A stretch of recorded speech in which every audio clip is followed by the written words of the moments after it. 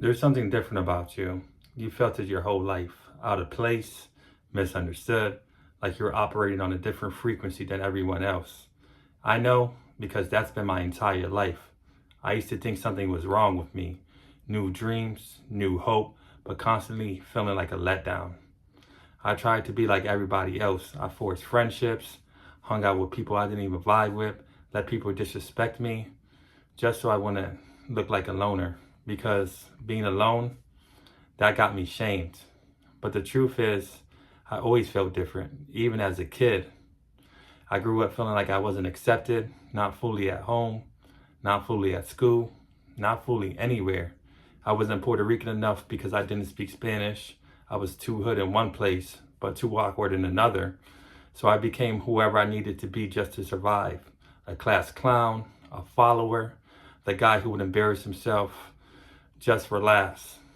Low self-esteem was written even on my elementary school report cards. They saw it before I even understood it. And when you're told early on in life that you're not responsible enough or that things are too hard for you, you start believing it.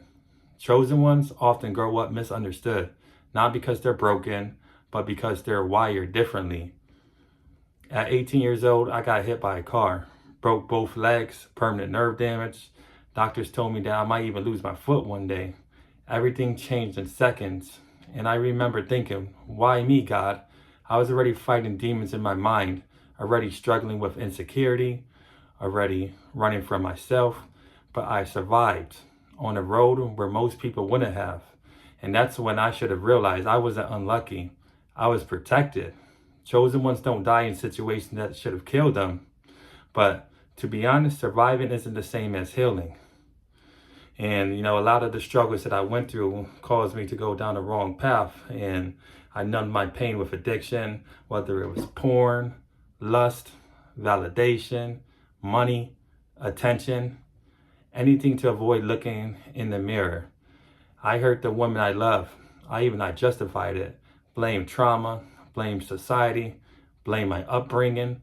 But the truth, I was broken and didn't even know how to fix myself. Chosen ones don't just fight external battles. We fight internal wars. And when you don't face your shadow, it will destroy everything around you. I became everything I once judged. And that realization, it crushed me. Then the storm came. A hurricane, they said, that would be one of the worst in over 100 years. I didn't sleep for 3 days. Panic, paranoia, voices in my head, darkness. I felt like something evil was fighting for my soul.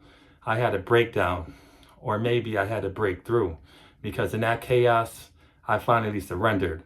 I self-sabotaged my way to Christ. God didn't abandon me. He humbled me. And sometimes humility feels like destruction, but it's actually reconstruction. For years, I blamed my mother.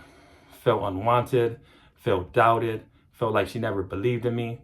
But one day I realized she could only give me what she knew. She was fighting her own demons, raising kids alone, carrying resentment, carrying trauma. Chosen ones eventually break generational cycles. But first, we have to see them clearly. Forgiveness set me free, not because it excused anything, but because it released me from being stuck. I used to think I was cursed. Now I know I was being prepared. The isolation, the preparation, the accident, the redirection, even the addiction, exposure of wounds that needed healing. The humiliation ultimately led to my ego death. And the breakdown I had was a spiritual awakening.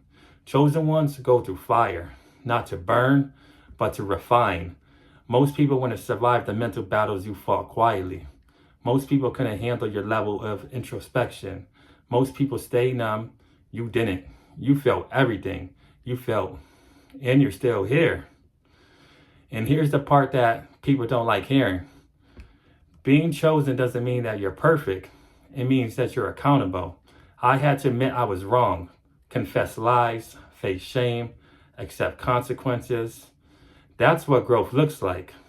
It's not about motivational quotes, but real humility. Real change starts when you stop blaming the world and look in the mirror. And if you've always felt different, if you survived things that should have broken you, if you battled darkness alone, if you've ruined things and had to rebuild from scratch, you're not crazy. You're not a mistake. You're not too late. You're chosen. But being chosen isn't glamorous. It's lonely. It's painful. It's humbling until you accept it. Now I wake up grateful, not because life is easy, but because I'm aware. I know who I am. I know my purpose. I know I'm capable of more. And I know God didn't keep me alive all these times for nothing.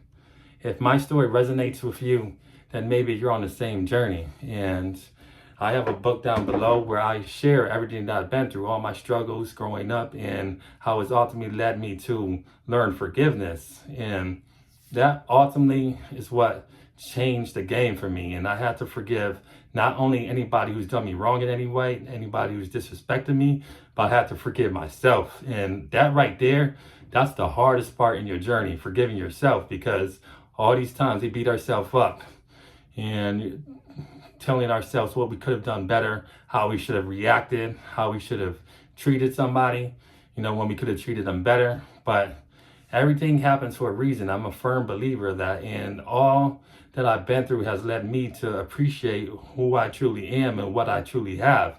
And it made me, humbled to a whole nother level. And, I got to give all praise to the Most High. So, my book discusses how I ultimately, everything that I've been through led me to learn forgiveness, and it's humbled me and made me truly grateful for what I do have. And a lot of times we just take things for granted and don't realize what's in front of our face when we have everything. So if you like the message, like, subscribe, and comment. Until next time, I'll see y'all. Salute.